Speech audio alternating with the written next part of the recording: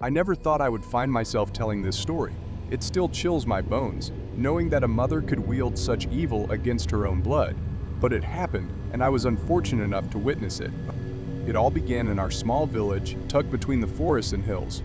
Everyone knew Mama Adesewa. She was a widow, raising her 3 children, Femi, Funmi, and Teo.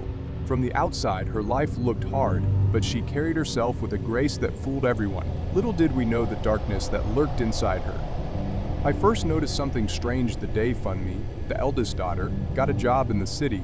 It was a big opportunity for her, and everyone celebrated. But Mama Adesewa, she just smiled that smile. It wasn't a real smile. It was the kind that doesn't reach the eyes. I was just a neighbor back then, someone who occasionally helped out. But that day, I saw something in her face that unsettled me. Funmi left the village with hopes of sending money back home to help her family. But weeks turned into months, and her letters stopped coming. At first, we thought it was the city life keeping her busy. But then one evening, I heard Mama Adesewa muttering strange words in her hut. I was passing by when I heard her chanting, and something about it made me freeze. Her voice was low, and the words were not from any prayer I knew. Curiosity got the better of me, and I crouched behind the window.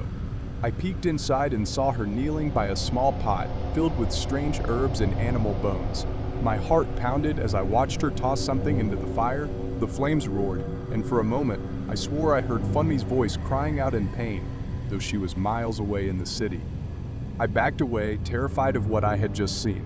That night, I couldn't sleep. My mind kept replaying the scene, and the more I thought about it, the more convinced I became that something was very wrong. A week later, we heard news from the city. Funmi had fallen ill, a mysterious sickness that left her bedridden. No doctor could explain it, and every remedy they tried failed. As the sickness dragged on, Funmi was forced to return to the village. When she arrived, she was a shadow of herself, barely able to walk, her dreams of success crushed. Mama Adesewa greeted her with open arms, pretending to be the concerned mother. But I knew better. I knew what I had seen. Funmi's downfall wasn't natural. It was caused by her own mother. But why? Why would a mother do such a thing to her own child? The answer came to me when I overheard a conversation between Mama Adesewa and the village herbalist. I had gone to his hut to buy some herbs for my sister when I saw Mama Adesewa sitting there, whispering to him in a low voice. She didn't see me, and I stayed hidden in the shadows. "I warned you not to go too far," the herbalist said. "Using charms against your own children will only bring ruin." "I will do whatever it takes." Mama Adesewa replied coldly, "I cannot let them rise above me.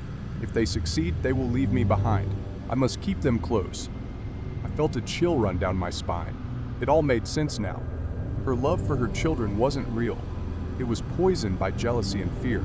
She couldn't stand the thought of them outgrowing her, of leaving her alone in the village. So she used charms, wicked charms, to bind them to her, to keep them from moving forward.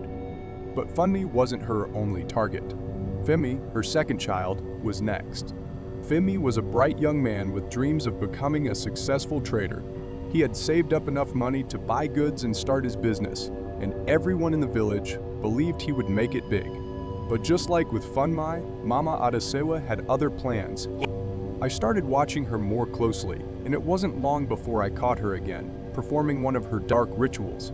This time, it was a small clay doll in her hands, one that resembled Femi. She tied a red string around its neck, muttering words that sent shivers down my spine. The next day, Femi's business venture fell apart. His goods were stolen on the road, and he lost everything. When he returned to the village, he was a broken man just like Funmi. Mama Adesewa played the role of the grieving mother, comforting him with false words of support, but I knew the truth. Teo, the youngest, was different. He had always been more rebellious, less willing to follow his mother's rules. Maybe that's why she hated him the most. Teo had dreams of leaving the village entirely, of going far away to study, but Mama Adesewa would not allow it.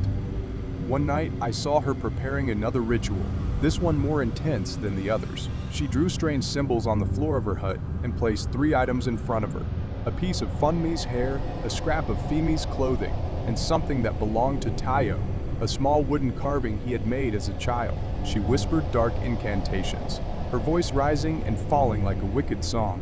This time, I couldn't just stand by and watch. I had to do something. I went to the village elder, telling him everything I had seen, hoping he would believe me, but even he seemed afraid of Mama Adesewa's powers. "She is not to be crossed," he said, shaking his head. "Her charms are strong, and she knows things most of us dare not speak of." But I couldn't let her destroy her children. I had to find a way to stop her, even if it meant risking everything. The village elder's warning echoed in my mind, but I knew I couldn't sit back and do nothing. The next day, I made a bold decision. I would confront Mama Adesewa myself. If no one else was willing to stand up to her, I had to try. That evening, I approached her hut. My hands were shaking, but I steadied myself. As I knocked on the door, it swung open with an eerie creak. Inside, Mama Adesewa sat by the fire, stirring something in a pot. Her hay eyes flicked toward me, and a small, crooked smile formed on her lips. "What brings you here at this hour?" she asked. Her voice as cold as ice. "I know what you've been doing," I said, my voice trembling.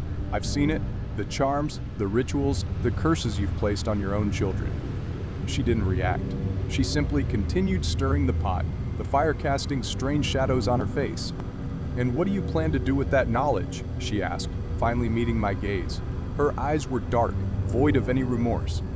"I will expose you," I stammered, though deep down I wasn't sure how. "People will know the truth."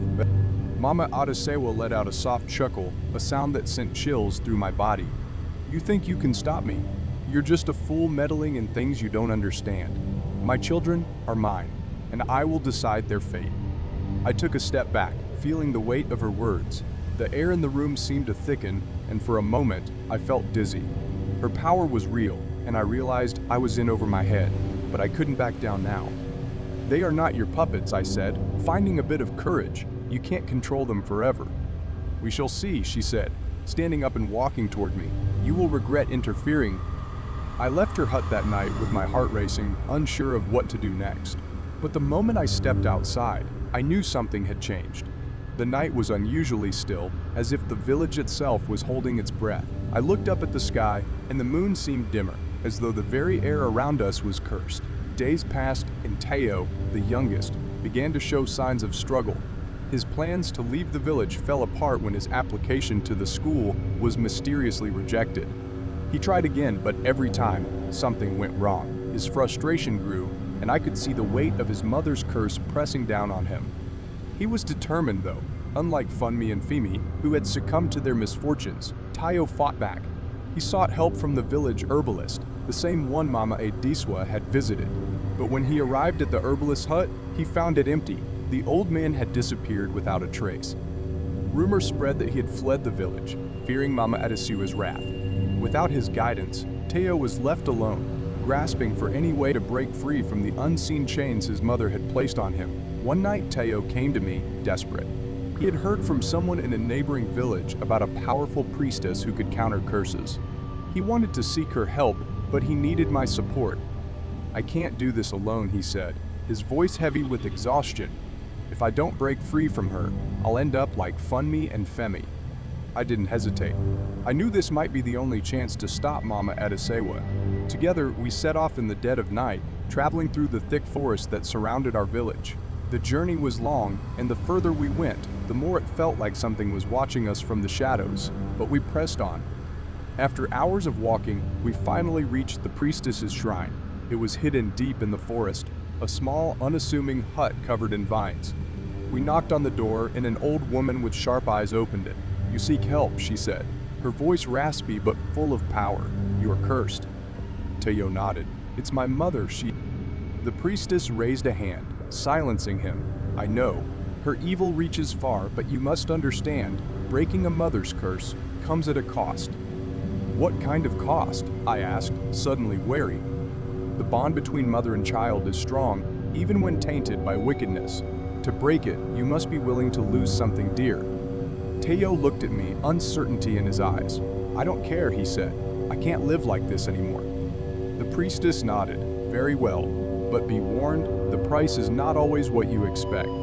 She led us into her hut and began preparing a counter-ritual. She placed various items on the floor, herbs, stones, and a mirror, much like the one I had seen Mama Adesewa use in her dark rituals. The air in the room grew heavy with the scent of burning incense, and I felt a strange energy swirling around us. The priestess instructed Tayo to kneel before the mirror. "Look into it," she said. "You must confront the spirit of the one who curses you." Tayo hesitated, but then with a deep breath, he gazed into the mirror. At first, nothing happened. But then, slowly, the reflection began to change. It wasn't Tayo staring back anymore, it was Mama Adesewa. Her face was twisted with anger, her eyes burning with hatred. "You dare defy me?" Her voice echoed through the hut, though her body was miles away. "You are my child, bound to me by blood. You will never escape." Tayo's hands trembled, but the priestess urged him to stay strong. "She cannot harm you if you resist. Break the bond." Tayo gritted his teeth, his fists clenched. "You don't control me anymore." For a moment, it seemed like the curse might break. The mirror cracked, and I saw a flicker of light. But then, the priestess suddenly gasped, clutching her chest. "The bond, it's too strong, she's fighting back." Before we could react, the fire in the room roared to life, and the hut began to shake. The power of Mama Adesewa's curse was greater than we had imagined. The priestess fell to the ground, her body lifeless. Tayo and I were left alone, the mirror shattered, the ritual incomplete. We had failed. When we returned to the village, we found that things had gotten worse. Funmi and Femi were both bedridden, their conditions deteriorating. Mama Adesewa's curse had grown stronger, and it was clear she wasn't going to stop until all her children were completely under her control. Tayo, now desperate and broken, began to withdraw, just like his siblings. The fire in his eyes that once burned with hope was extinguished. It was as if Mama Adesewa had drained the very life out of him. I tried one last time to reason with him, to find a way to break the curse, but it was too late. The darkness had swallowed him whole. Years passed, and the village grew quiet. Funmi, Femi, and Tayo never left. They lived in their mother's hut, bound to her by invisible chains, their dreams shattered, their futures stolen. As for me, I left the village, unable to bear the sight of what had become of them. But the memory of that night, of the curse that destroyed a family, still haunts me to this day. Mama Adesewa lived out the rest of her days with her children by her side, just as she had wanted. But her victory came at a terrible price. She had cursed not only her children's futures, but her own soul as well. If you found this interesting, please like and subscribe for more videos like this. Thanks for watching.